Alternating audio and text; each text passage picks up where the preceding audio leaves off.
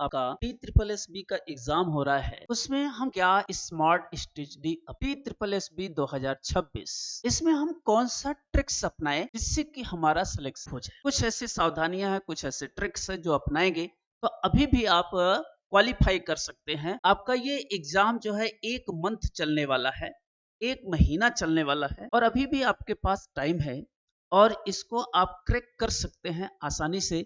इसके लिए जो हम स्ट्रेटजी बता रहे हैं वो आपको फॉलो करना। TSSB 2026 हम कैसे क्रैक करें, उसका तरीका क्या है। सबसे पहले जो है उसका पैटर्न क्लियर होना चाहिए। सबसे पहले अगर आप इस तैयारी कर रहे हैं तो किसी भी एग्जाम का पैटर्न क्या होना चाहिए, उसका सिलेबस क्या होना चाहिए। उस सिलेबस में पोस्ट वाइज उसका अलग अलग सिलेबस है TSSB का, तो सबसे पहले हमें उसका सिलेबस मालूम होना चाहिए कि क्या क्या पूछता है। दूसरी बात हम क्या करेंगे, दूसरी बात हाई वेटेज टॉपिक को हम चॉइस, जो हाई वेटेज टॉपिक है उसको हम चॉइस करेंगे, चुनेंगे। पिछले वर्षों के प्रश्न जरूर करना है, ज्यादा से ज्यादा सवाल वही कंसेप्ट से प्रीवियस ईयर का क्वेश्चन करना आपको कंपल्सरी है कि उससे आपके कंसेप्ट बनते। TSSB में पूरे के पूरे नहीं, लेकिन हाँ 1-2 सवाल फंसते भी है, प्रीवियस ईयर के सवाल फंसे भी। ज्यादा से ज्यादा कंसेप्ट क्लियर करें। प्रीवियस वर्ष का जब सवाल पढ़ेंगे तो ये सवाल क्या होते हैं, रिपीट कर जाते हैं, क्वेश्चन हुबहू आ जाते हैं, तो वहां से आपको फायदा मिल जाएगा। इसलिए प्रीवियस ईयर का क्वेश्चन जरूर। दूसरा क्वेश्चन, पहले जो है हम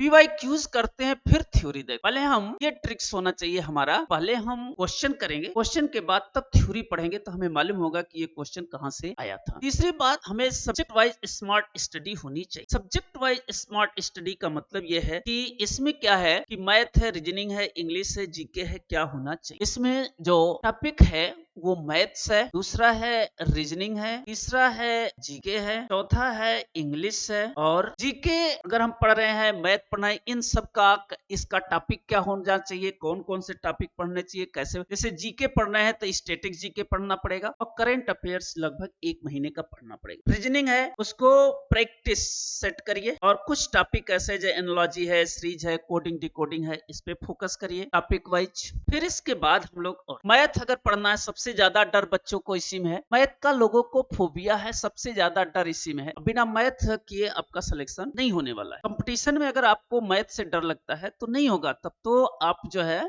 दूसरे रास्ते देखने पड़ेंगे, क्योंकि कंपटीशन मैथ एक बहुत बड़ा रोल प्ले कर। तो इसलिए जो है मैथ का फार्मूला रिवाइज करो, स्पीड देखो, एक्यूरेसी देखो, स्पीड और एक्यूरेसी दोनों देखो। तो हम लोग क्या करते हैं, मैथ तो पढ़ लेते हैं फिर उसको छोड़ देते हैं, फिर भूल जाते हैं और न उसकी स्पीड बनती है न एक्यूरेसी बनती है। तो इस तरह से मैथ पढ़ना है। फिर टीचिंग पोस्ट दे रहे हैं तो पेडागोगी देखें, NCERT प्लस CTET के जो लेवल के कंसेप्ट है वो देखे, प्याजे है, बाइगोस्की है, कोहलबर्ग है, तो इन सब चीजों को देखना जरूरी। टॉपिक नंबर 4 पे क्या करें, स्टडी प्लान। हमारा स्टडी प्लान क्या होगा ये इंपॉर्टेंट है। पहला फाउंडेशन, पहला चरण फाउंडेशन, बेसिक कंसेप्ट क्लियर करो, 1 सब्जेक्ट एट ए टाइम। सबसे पहला हमें बेसिक कंसेप्ट क्लियर करना होता। हम लोग क्या करते हैं या और जो सोशल मीडिया से पढ़ते हैं हार्ड क्वेश्चन, ये सबसे हार्ड क्वेश्चन। अरे भाई हार्ड क्वेश्चन से सिलेक्शन किसी का नहीं हुआ है, ना भविष्य में कभी होगा। जब भी होगा बेसिक आपका क्लियर होना चाहिए। अगर बेसिक में आप पकड़े हुए तो आपको लिख के दे रहे हैं कि 100% गारंटी के साथ DSSB हो जाएगा। लेकिन अगर आपका बेसिक कंसेप्ट क्लियर नहीं है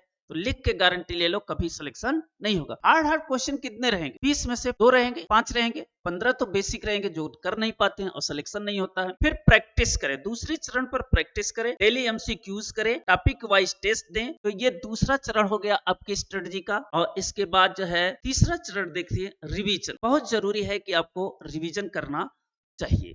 रिवीजन जो है हमारा सब सब्जेक्ट पूरा हो जाने के बाद रिवीजन करना है। शॉर्ट नोट बताइए, very weekly full mock test लगाइए। इसलिए जरूरी है कि अब आपका समय आ गया है और 16 फेब से आपका एग्जाम है, तो हमें क्या करना है, टेस्ट देना है, मॉक टेस्ट देना है। अगर जिसका टीचिंग है वो 200 क्वेश्चन का दे, नॉन टीचिंग है वो 100 क्वेश्चन का दे। ये हमें डेली वीकली मॉक टेस्ट करना कंपल्सरी है। इसके बाद मॉक टेस्ट के बाद ये क्या है, ये सिलेक्शन की आपके पास कुंजी है। मॉक टेस्ट दिए बिना सिलेक्शन मुश्किल है। देखो एकदम सही कहा गया है कि मॉक टेस्ट के बिना सिलेक्शन मुश्किल है।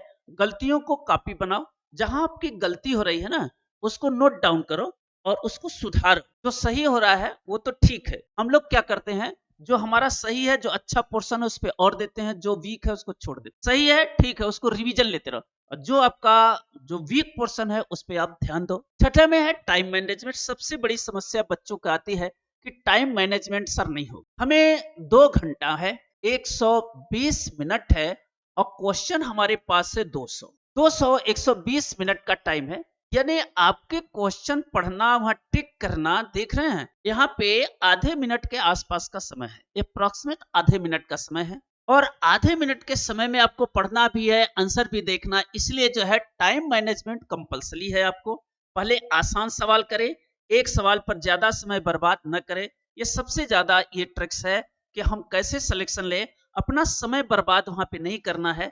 जो आसान आसान सवाल है उसको सबसे पहले टेकल करना है, तब होगा। हम लोग करते क्या है, सबसे पहले हार्ड क्वेश्चन करते हैं, इसके बाद हमें क्या करना है, रोजाना थोड़ा पढ़ते रहना है, इफेक्टिव पढ़ते रहना है। और इसके बाद लास्ट में ये मंत्र है कि अगर आप PYQs करेंगे, मॉक टेस्ट करेंगे, रिवीजन करेंगे तो DSSB 2006 में 100% गारंटी के साथ आपको क्या होगा, सिलेक्शन हो जाए। तो इस स्ट्रेटजी से अगर आप काम करते हैं तो आपको निश्चित है कि TSSSB आप क्रॉस कर जाएंगे। तो अगर आपको एक नौकरी लेनी है और पक्का नौकरी लेना है तो आज से ही कमर कसिए और कठिन मेहनत से पीछे मत हटिए, कठिन मेहनत करिए। कठिन मेहनत से जो चीजें मिलती है वो सोने होती है, सोना जो है आग में जलकर ही, तप करके ही चमकता है, इसलिए आपकी भी किस्मत चमकेगी हार्ड कठिन परिश्रम के साथ। चलते हैं हम लोग। धन्यवाद सभी लोगों को।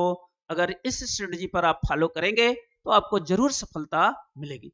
अगर किसी को कोई प्रॉब्लम है तो आप मिल सकते हैं, हमारे पास जो है ऑनलाइन क्लासेस भी है, ऑफलाइन क्लासेस भी है, ऐसे भी सहयोग हम देते हैं। तो इसलिए सभी को धन्यवाद।